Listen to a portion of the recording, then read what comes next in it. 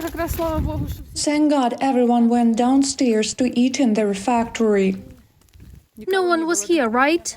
There was almost no one, although here people worked on obedience, and at that moment it flew here. I don't know what. They collected some fragments. The police came, sorted it out.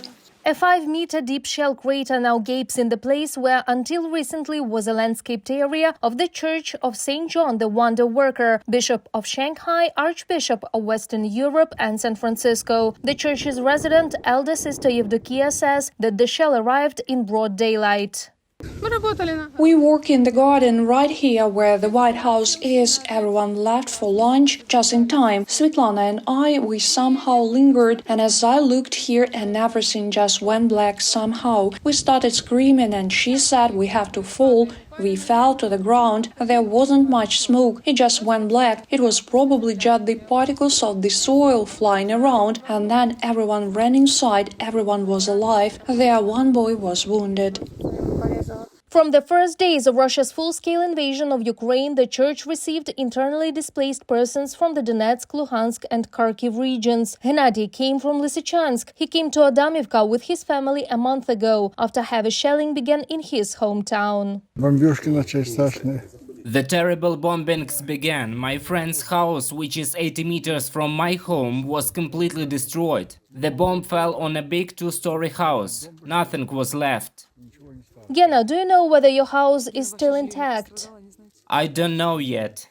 Now the abode accommodates about 80 people, among them 10 children. Arseny is from Slovyansk. At the time of the shelling, his brother Kirilo was wounded. The boy says it's okay, the wounds will heal, if only the war ended sooner. Tell me, what would you like most in your life right now? I want the war to end and everything to be as before, so that everyone would be at home, each in his own home, so that no one would kill anyone, so that everything would be quiet as usual. The village of Adamivka is located just 8 kilometers from the settlement called Dolina. This is a red dot on the map of the Donetsk region. The hostilities have been going on there for more than a month now. In the village where the church is located, there has been no electricity for a month. Mobile communications are intermittent. Food for the internally displaced persons is being cooked in the oven. We can cook here. We bake Pascha before Easter and everything that needs to be baked in the oven. We don't have a regular one. We bake here.